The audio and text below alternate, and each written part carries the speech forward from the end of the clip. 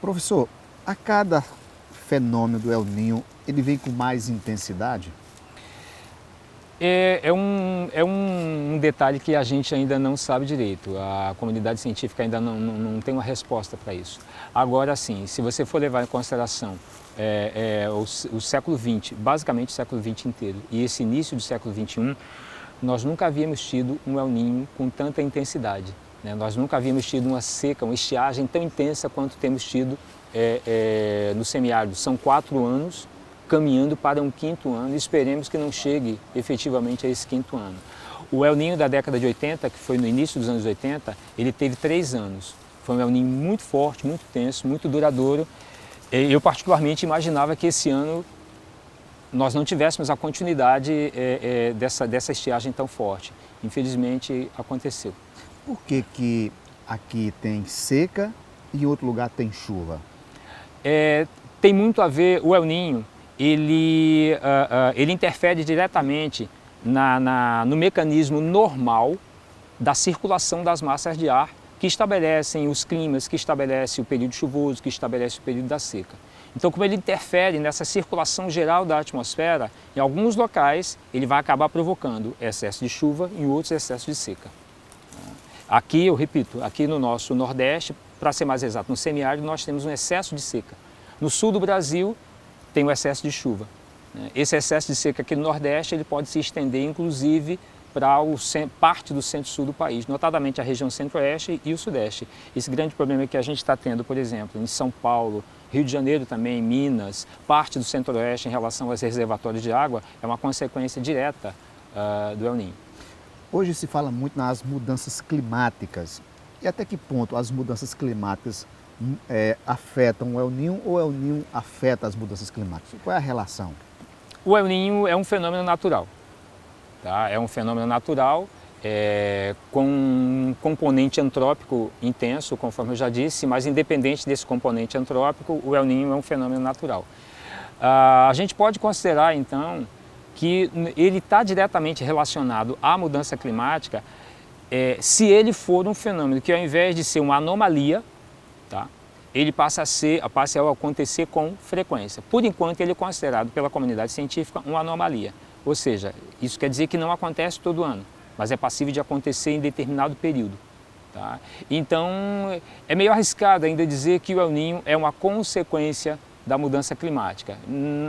Tem muitas coisas relacionadas ao clima, à mudança climática, em consequência, que ainda estão no campo da dúvida, que a comunidade científica ainda não tem como dar uma resposta efetiva.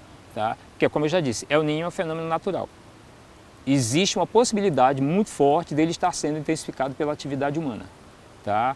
Mas, independente disso, da atividade humana, ele aconteceria. O El Niño, você estava explicando no primeiro bloco, que causa um impacto no mar porque morrem muitos peixes. Sim, sim. Onde você tem um aquecimento muito forte das águas do mar, porque basicamente é o seguinte, no litoral peruano, por exemplo, existe uma corrente marinha fria, chamada corrente de Humboldt, tá? E ela acaba criando um fenômeno chamado ressurgência, que é quando as águas frias, elas literalmente fazem com que grande parte do sedimento que está no fundo ele suba, né, fique mais próximo à superfície. Esse sedimento é muito rico em plâncton, que é a base da cadeia alimentar dos peixes.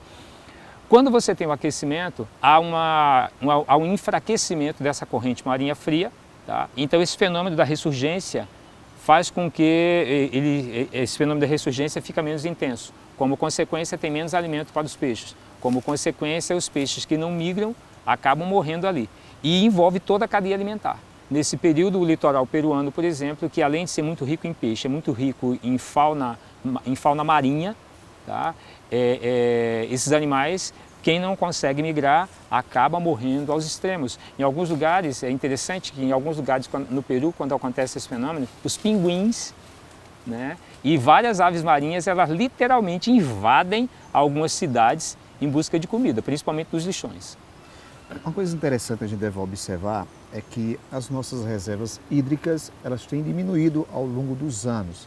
Sim. E até que ponto o fenômeno El Niño tem contribuído para isso? Excelente pergunta.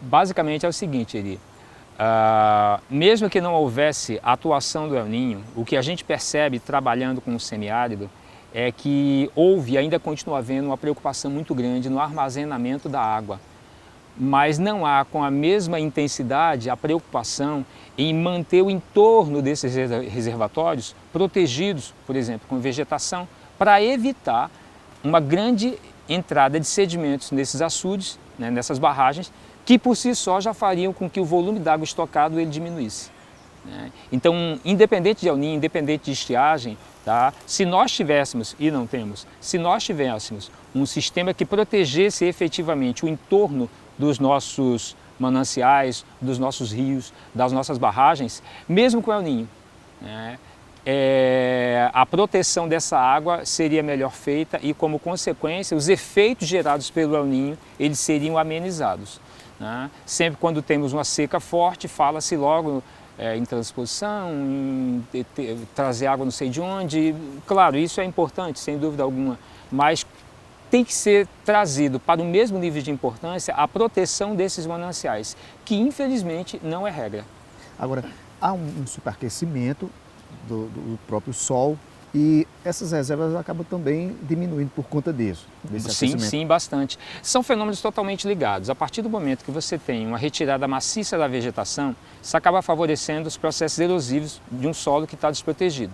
Essa carga de sedimentos é carregada para dentro dos rios e acabam batendo dentro dos açudes, por exemplo, tá? Então o açude ele fica com um volume, com uma profundidade cada vez menor. Então a sua capacidade de estocar água vai diminuindo também. Quando chove, a água preenche esse espaço, mas está preenchendo o espaço, por exemplo, com profundidade cada vez menor. Então você tem uma lâmina d'água que se espalha bastante, mas com uma profundidade relativamente menor. Isso acaba favorecendo o processo de evapotranspiração, até porque nós moramos num país tropical, né, em grande parte tropical, e como consequência a taxa de evapotranspiração fica muito intensa, então o volume d'água estocado ele tende a ficar com durabilidade de tempo cada vez menor. Nós vamos ao intervalo e voltamos daqui a pouco falando sobre o fenômeno do El Niño. É daqui a pouco.